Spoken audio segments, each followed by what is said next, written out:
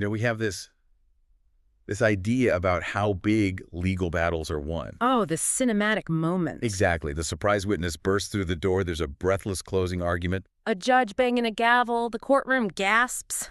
Yeah, it's great for the movies. But it's almost never how the real world works, is it? No, not at all. Real legal warfare is. It's much quieter, slower, a lot more tedious, usually. Until it isn't. Right. Because when you really dig into it, the biggest cases, they often turn on these tiny, almost boring details. Mm-hmm. A single email. A forgotten text message. Or, like, one clause in a contract that everyone skimmed over a decade ago because they were popping champagne. It's the butterfly effect of the legal system, really. One small document flutters in a discovery folder, and suddenly a multi-million-dollar empire is, well, crumbling. And that is exactly where we are today. It's January 30, 2026. And we're looking at the latest and I think most explosive development in the legal war between Brad Pitt and Angelina Jolie over Chateau Miraval. And I know what people are thinking. Celebrity gossip. Right. But before you tune out, you have to stay with us. Because the ruling that came down just yesterday, January 29th, turns this whole saga into a fascinating masterclass. It really does. On contract law, on the discovery process, and what happens when a business partnership just goes nuclear. This whole thing has been boiling since 2022. But what happened yesterday with these, 22 documents? 22 specific documents, yeah. It might just be the tipping point that decides the entire thing. So we've pulled together all the sources, court filings, legal analysis from places like Blank Rome, commentary from entertainment lawyers.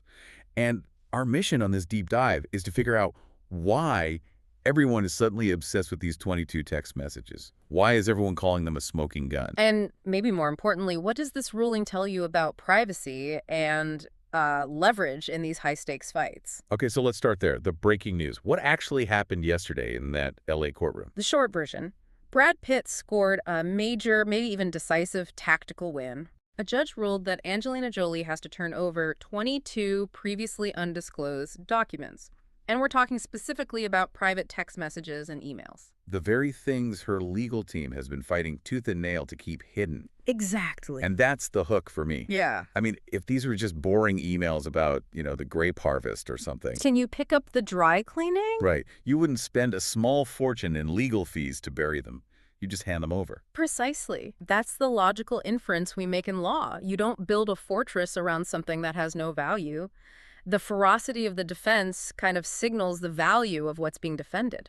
Okay, so to get why these texts matter so much, we need to back up. We need to understand the battlefield. This isn't just a vacation home we're talking about, is it? Oh, far from it. Chateau Miraval is a serious global business. It's a massive estate, yes, but it's also a highly profitable winery, famous for its rosé.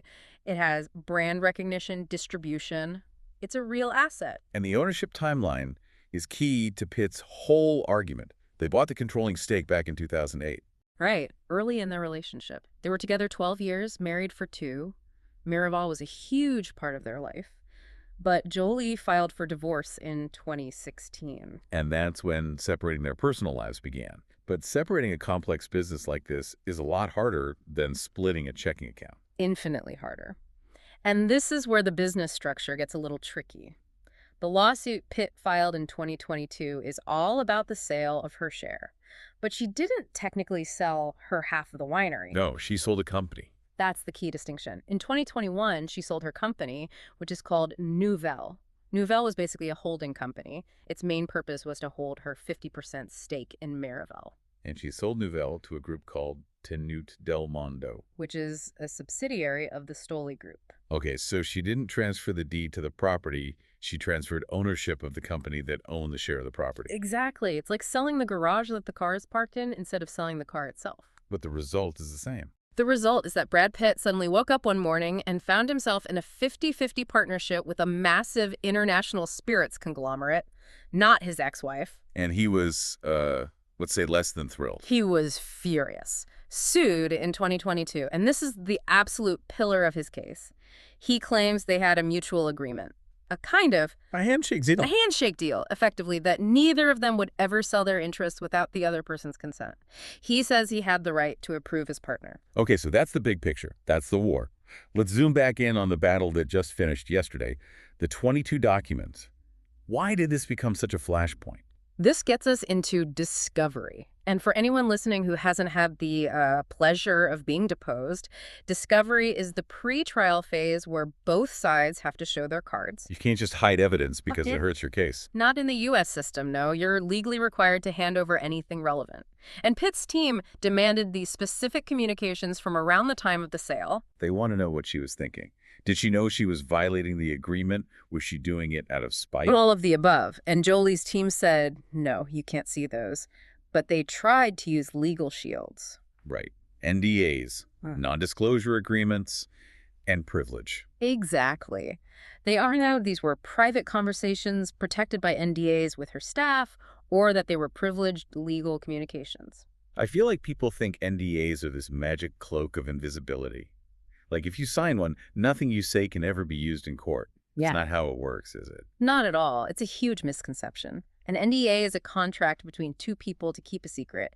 It doesn't override a court order. A judge can and will say that's relevant evidence, and the NDA becomes, well, irrelevant. So Pitt's lawyers basically argued these were just chats with her personal aides. Right. They said they weren't protected by attorney-client privilege, and the NDAs couldn't block the court. They were just unprotected, highly relevant conversations. And the judge agreed. The judge agreed, rejected her claims, ordered their production. And this is where the legal psychology gets so interesting. I was looking at this analysis from Brett Ward at Blank Rome. Yeah, I saw that. He talks about the inference. He says, and I'm paraphrasing, he can't imagine a scenario where her team would fight so hard on what he calls a long-shot argument if the documents weren't helpful to Brad's case. It just makes sense. If the text proved she did nothing wrong, she'd have handed them over on day one. Of course. Ward puts it bluntly. The bigger the effort to protect documents, the more important they are. The inference is that the content must be damaging. He even said it could weaken her position fatally. That's a strong word in litigation. It implies these texts might contain the smoking gun. So what would a smoking gun look like here? We're not talking about an actual weapon. No. A smoking gun in this case would be a text from Jolie to an aide saying something like, I know I promised Brad I wouldn't sell without asking, but I don't care. Or, let's do this deal with Stoley just to hurt his business. Something that proves intent. Exactly, proving she knowingly breached their agreement or was acting in bad faith. Another lawyer, Trey Lovell, said the intensity of the fight suggests the documents are very damning. And I saw another one, a family law attorney named Patrick Bagdasarians. He said they could be outcome determinative. Which is lawyer speak for game over. Right. Meaning if the texts are what they think they are, the case is basically decided before it even starts. Okay, so what happens next? The judge says hand them over. Does that mean we're all going to be reading them online tomorrow? No, and that's a crucial point. Documents in discovery are shared between the legal teams. They're still confidential within the lawsuit. Pitt's lawyers get to see them, but the public doesn't. Not yet. So Pitt is holding all the cards now. Completely. Yeah. He has immense leverage. He can go to her team and say, look, we can settle this right now on my terms, or I file these texts as evidence in a motion and they become public record for the entire world. So her choice is basically pay up and keep your privacy, or fight and risk having your private texts exposed. It forces a cold, hard calculation. How much is your privacy worth? But hold on, I want to play devil's advocate. Uh-huh. Because we're talking about this like Pitt is the clear victim here. Yeah. But there's a really strong counter-narrative coming from Nouvelle, the company she sold. Absolutely, and we have to talk about it. This is not a one-sided beatdown. Nouvelle has been firing back with some very aggressive counterclaims. They use the word looting. That's a very strong word. It is. They accuse him of hijacking Chateau Miraval. They claim he was treating the company's assets like his personal piggy bank. What does that even mean in a winery? Drinking all the wine. Well, maybe some of that. But they allege he spent millions on vanity projects that didn't add value to the business, which reduced the profits that Nouvelle was entitled to. I saw the example of the swimming pool. Yeah. $1 million on pool renovations. That's the headline grabber. They're arguing, why is a winery spending $1 million to renovate a swimming pool? Okay, but you could argue that a luxury pool and, say, a recording studio increases the brand's cachet. It makes the estate more valuable. You certainly could. That's the business judgment rule defense. But Nouvelle is arguing these were personal indulgences, not business expenses. And that gets to fiduciary duty. Pitt has a duty to act in the best interest of all shareholders. Even the one he's suing. especially the one he's suing. So it's a stalemate of narratives. Mm. Pitt says you broke the contract. Nouvelle says you were mismanaging the money, so we had to sell to protect our investment. It's a classic setup. Breach of contract versus breach of fiduciary duty. But, and it's a big but, this new ruling on the texts shifts the momentum. Because if Pitt can prove she acted in bad faith on the sale, it might make the claims about the swimming pool seem less important. So where do we go from here? Does the trial start next week? Oh, I wish. The legal system moves on a geological timeline. This lawsuit started in 2022. This ruling is now, early 2026. The actual trial isn't expected to even start until 2027. 2027. That's 5 years of litigation. That's just absurd. It is, but it's not uncommon. Think about the cost, though. Not just the millions in legal fees, but the distraction, the emotional toll. Which brings us back to the settlement idea. If the trial is a full year away, doesn't this ruling just make it so much more likely that they never actually get to court? It really does. Litigation is a game of chicken. This ruling forces transparency, and transparency is often what forces a resolution because the risk to your reputation becomes too high. It's cheaper to write a check than have your reputation shredded in public. For many people, yes. Conversely, if Pitt gets these documents and they're a nothing burger, Just normal venting or vague complaints. then he loses that leverage and they're strapped in for the long haul to 2027. But right now, the consensus is that this is a huge win for his side. You know, it really just highlights that underneath all the glamour and the French rosé, this is just a messy business divorce. It is, and it has a massive lesson for anyone in any kind of partnership. Which is, Two things, I think. First, handshake agreements are terrifyingly risky. Pitt's whole case is built on proving this unspoken deal existed. If they had a clear written contract back in 2008, none of this would be happening. get it in writing, especially if you're married to your business partner. And the second lesson is about digital permanence. Yeah, that's the one that's truly scary. It should be. Every text, every email, every casual thing you type, it's all discoverable. It can be pulled up a decade later and projected on a screen in a courtroom to define what you were thinking. We have this illusion of privacy with our phones. We think a text is like a whisper. It's gone. But in the eyes of the law, a text is a document, a permanent record. And as Jolie is finding out, trying to hide it just makes the other side want to see it that much more. So, to recap for everyone, Brad Pitt has won a court order for 22 private documents.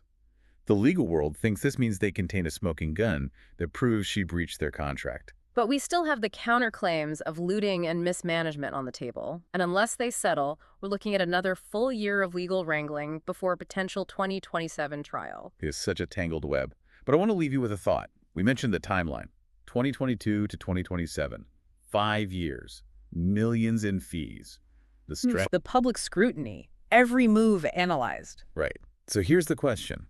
At what point does the cost of winning actually become more than the prize is worth? Let's say Pitt wins. He gets the winery. But to do it, he had to drag his family through 5 years of public warfare and expose all their private communications. It's the definition of a Pyrrhic victory. You win the battle, but you lose the war of life. Exactly. If you win the vineyard but you lose your privacy, Yeah. did you actually win anything? That is the ultimate question in so much of this kind of law. And usually the only people who truly win are the lawyers. Something to think about. Thanks for joining us on this deep dive. We'll be watching to see if those 22 documents ever see the light of day. Until next time. See you then.